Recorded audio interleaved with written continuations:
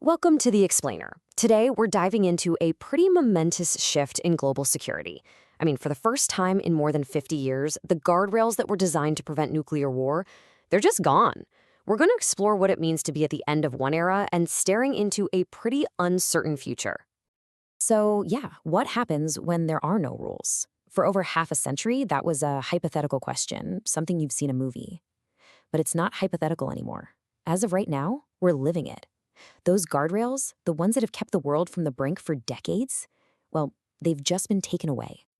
And this is the day it happened, February 5th, 2026. The very last nuclear arms treaty holding the US and Russia in check just expired.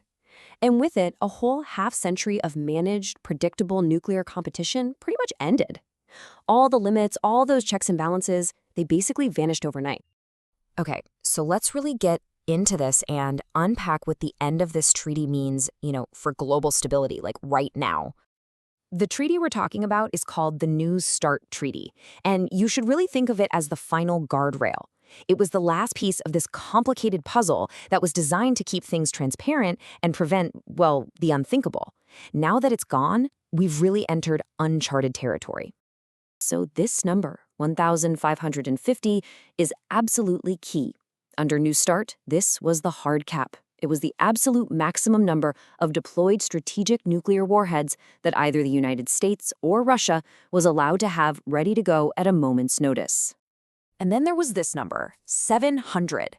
This was the limit on their deployed launchers. We're talking about the big stuff, right? Intercontinental ballistic missiles, missiles on submarines, heavy bombers. As of today, these limits, which were legally binding, they just don't exist anymore.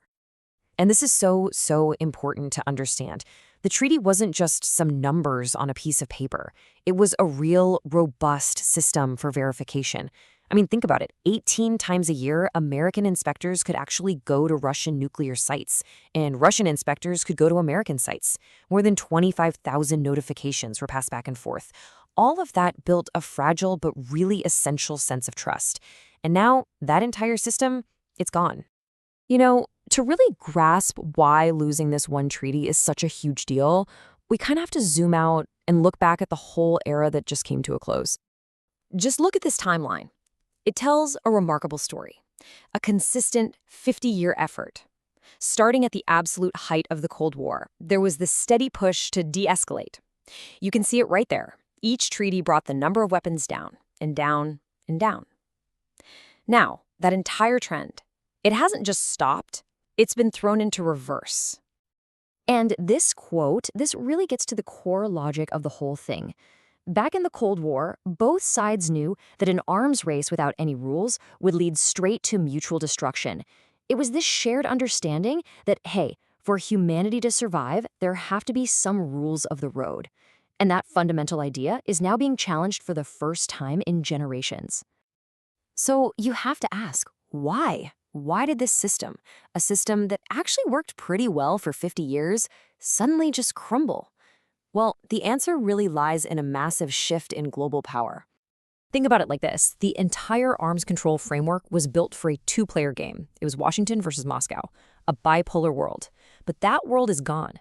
China has emerged as a major nuclear power, and crucially, they're not bound by any of these treaties. So what used to be a two-player game is now a three-player problem, and the old rules just don't apply. This chart here really paints the new picture. Now, yeah, China's arsenal is still smaller than what the US and Russia have, but it's not the current number that's changing the game, it's the speed of its growth. The Pentagon thinks China could have 1,500 warheads by 2035. So from the American perspective, signing a new treaty that completely ignores that, well, it seems dangerously out of touch. So this new three-player dynamic has completely turned the old strategic thinking on its head, and it's paving the way for a new, and honestly, a much more complicated arms race. And this gets right to the heart of the American argument for letting the treaty die. The worry isn't just about being equal with Russia anymore. It's about what happens if Russia and China team up. This slide shows exactly how that new math works. When you start to see Russia and China as a potential bloc, the numbers look very different. All of a sudden, the US sees itself at a potential disadvantage. And that perception, right or wrong, is exactly why Washington is saying, nope, we need a whole new framework that includes all three of us. Okay, so that's where we are. The big question is, where do we go from here? So let's wrap up by looking at how this new, unregulated era could actually play out. So, broadly speaking, experts see three different ways this could go. You have the optimistic path, which is a kind of tense but stable status quo where everyone just shows restraint without a treaty. Then you have the most pessimistic path, a full blown, no holds barred arms race. And then there's the really difficult path, but maybe the most necessary one, trying to hammer out a brand new three-way treaty that finally brings China to the table. But here's the thing, no matter which path we end up on, the immediate consequences are already being felt. The world is, without a doubt, a more insecure, more unstable place. The risk of a terrible miscalculation is higher. And that shared, global understanding that these weapons are a special kind of dangerous and need to be controlled, that has been seriously weakened. And this brings us to the critical question we all have to grapple with now. For 50 years, safety was defined by limits, by inspections, by talking to each other. Without those things, what does safety even mean anymore? And that right there is the most important thing to take away from this explainer today. The old rules are gone, and what comes next is anybody's guess.